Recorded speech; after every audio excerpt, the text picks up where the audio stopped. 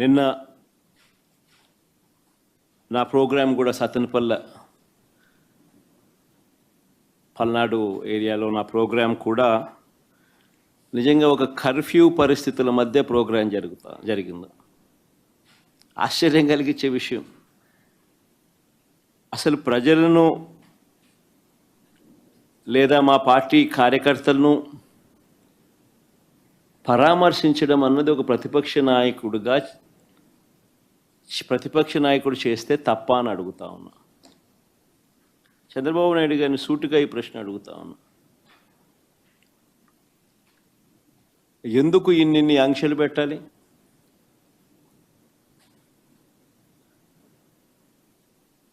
ఎందుకు పోలీసులను ఎక్కడ పడితే అక్కడ పెట్టి ప్రోగ్రాంకి ఎవరు రాకూడదు అని చెప్పి ఆదేశాలు జారీ చేసి, ఎందుకు వచ్చిన వాళ్ళందరి మీద కూడా ఎక్కడికక్కడ కట్టడి చేసే కార్యక్రమం ఎందుకు చేయాల్సి వచ్చింది? చంద్రబాబు గారు నోట్లో నుంచి ఇటువంటి మాటలు వచ్చినాయి కాబట్టే ఎన్ని అడ్డంకులు క్రియేట్ చేసినా ప్రజల్లోనూ కార్యకర్తల్లోనూ ఒక విప్లవం వచ్చింది. నిన్న ప్రోగ్రాం ఎలా జరిగింది అన్నదానికి నేను చెప్పాల్సిన పనిలా, బహుశా నాకన్నా కూడా మీ అందరికీ కూడా ఎక్కువ అవగాహన ఉంటుంది. కానీ ఒక ప్రతిపక్ష నాయకుడు ప్రజలను కలవడానికి వెళ్ళినప్పుడు కానీ, లేదా పార్టీ నాయకులను పరామర్శించడానికి వెళ్ళినప్పుడు కానీ ఎందుకు ఇలాంటి ఆంక్షలు విధించాలని అడుగుతా ఉన్నా. మొన్న పొగాకు రైతులకు సంబంధించి పొదిలి వెళ్తే నిజంగా అక్కడ కూడా ఆశ్చర్యం కలిగించే విషయం, పొగాకు రైతులు అష్టకష్టాలు పడతా ఉన్నారు. పండించిన పంటకు గిట్టుబాటు ధర రావడం లేదు. అలాంటి నేపథ్యంలో 2 ఆత్మహత్యలు జరిగాయి పరుచూరు, కొండేపిలో. ఇలాంటి పరిస్థితుల మధ్య అక్కడ జరుగుతూ ఉన్న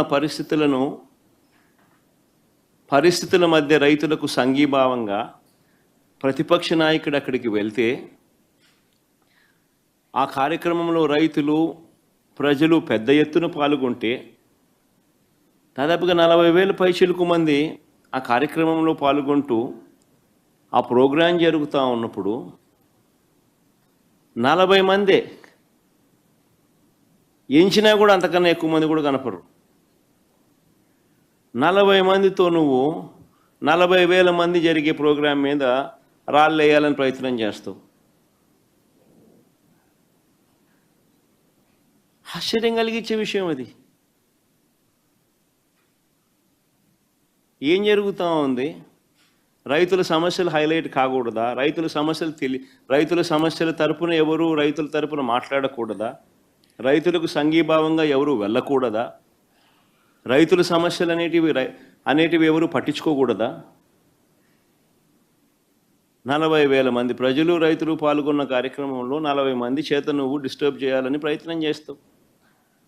ప్రయత్నం చేసి ఇంకా ప్రజలు సమన్వయం పాటించారు కాబట్టి 40,000 మంది 40 మంది మీద పడలా. ఒకవేళ పడుంటే పరిస్థితులు ఏ మాదిరిగా ఉండేదో నేను చెప్పాల్సిన అవసరం లేదు, ఎవరైనా ఊహించుకోగలుగుతారు.